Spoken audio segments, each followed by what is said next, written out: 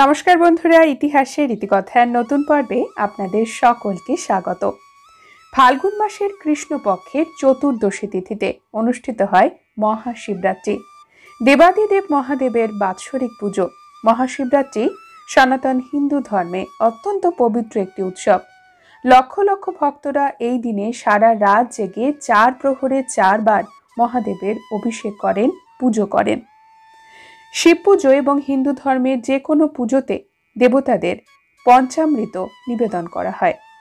পঞ্চামৃত পঞ্চ অমৃতের সমান। মহাশিবরাত্রিতে মহাদেবকে পঞ্চামৃত প্রসাদ হিসেবে তো দেওয়া হয়ই, তার সাথে সাথে পঞ্চামৃত দিয়ে শিবলিঙ্গের অভিষেকও করা হয়। আজকের পর্বে আমরা জানব শিবলিঙ্গে এবং শিব পুজোতে পঞ্চামৃত কেন অর্পণ করা হয়, পঞ্চামৃত বাড়িতে কিভাবে তৈরি করবেন, পঞ্চামৃত হিন্দু ধর্মে কেন এতটা গুরুত্বপূর্ণ। আসুন জেনে নেওয়া যাক। মহাশিবরাত্রির বিশেষ তিথিতে মহাদেব শিব এবং মা পার্বতীর মিলনের উৎসব হিসেবেও দেখা হয়, কারণ মহাদেবকে স্বামী হিসেবে পাওয়ার জন্য মা পার্বতী কঠোর তপস্যা করেছিলেন। মহাদেব শিব এই বিশেষ দিনে মা পার্বতীর ওপর সন্তুষ্ট হয়েছিলেন, দেবী পার্বতীকে স্ত্রী হিসেবে বিবাহ করেছিলেন।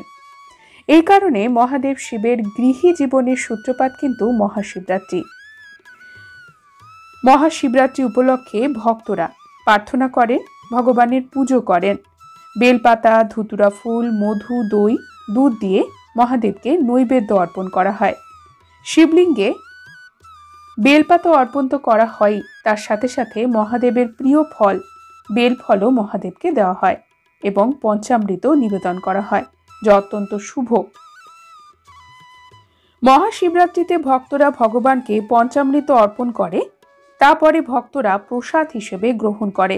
পঞ্চামৃত একটি উল্লেখযোগ্য প্রসাদ, যা প্রত্যেকটি পুজোতেই ব্যবহার করা হয়।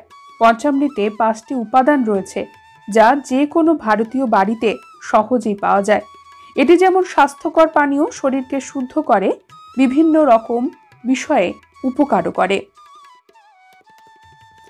পঞ্চামৃত শব্দটি পঞ্চ এবং অমৃত এই দুটি শব্দের সংমিশ্রণ। সমুদ্র মন্থন থেকে পানীয়টির উদ্ভব হয়েছিল, এমনটাই ধারণা। এই পানীয়টি তৈরি করতে 5টি উপাদান ব্যবহার করা হয় এবং সঠিক পরিমাণে সেটিকে মেশানো হলে গুণগত মান বৃদ্ধি পায়, আরও ভালো ফল পাওয়া যায়। এটিকে ঔষধি হিসেবেও ব্যবহার করা হয়। মানবদেহকে রোগ প্রতিরোধক ক্ষমতা তৈরি করতে সাহায্য করে পঞ্চামৃত। এটি আমাদের ত্বক এবং চুলের বর্ণকেও আরও ভালো করে। কিভাবে তৈরি করতে হয় পঞ্চামৃত? পঞ্চামৃতের জন্য দুধ, দই, চিনি, মধু এবং ঘিয়ের প্রয়োজন হয়। এটি একটি ঐশ্বরিক পানীয়। প্রয়োজন হবে 5 টেবিল চামচ দই, 1 কাপ দুধ, 1 চা চামচ মধু, 1 চা চামচ ঘি এবং 1 টেবিল চামচ গুঁড়ো চিনি। এটি বড় পাত্রে সমস্ত উপাদান মেশাতে হয়। তুলসী পাতা দিয়ে প্রসাদ সাজানো হয় পঞ্চামৃতের ক্ষেত্রে, তবে মহাদেবের পুজোতে তুলসী পাতার ব্যবহার হয় না। পঞ্চামৃতে দুধ বিশুদ্ধতাকে নির্দেশ করে, মধু মিষ্টতা যোগ করে, ঘি বিজয়ের জন্য, চিনি সুখের জন্য, দই সমৃদ্ধি এবং সৌভাগ্যের জন্য ব্যবহার করা হয়। মহাশিবরাত্রির পুজোতে মহাদেবকে পঞ্চামৃত দিয়ে অভিষেক করা একটি গুরুত্বপূর্ণ আচার।